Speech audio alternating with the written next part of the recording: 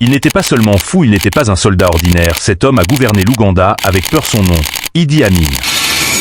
Dans le nord de l'Ouganda, près de la ville de Kobuko, Idi Amin est né dans l'extrême pauvreté. Sans éducation, sans influence à l'ère du colonialisme britannique, il n'avait qu'une seule façon de grimper, rejoindre l'armée britannique, King African Rifle. Année 1971, pendant que le président est hors du pays, Idi Amin mène un coup d'état militaire. En un jour, il est devenu président.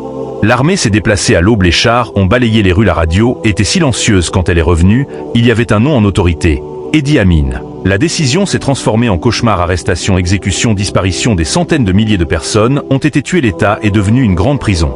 L'expulsion des Asiatiques a détruit l'économie, puis la folie a commencé. Il s'est attribué des titres absurdes, allant jusqu'à provoquer la Grande-Bretagne. Le monde n'avait plus peur. Il a commencé à rire, puis à s'éloigner. En 1979, la guerre l'a renversé, il a fui, il a vécu oublié, il est mort en exil, mais la peur qu'il a semée est restée dans l'histoire.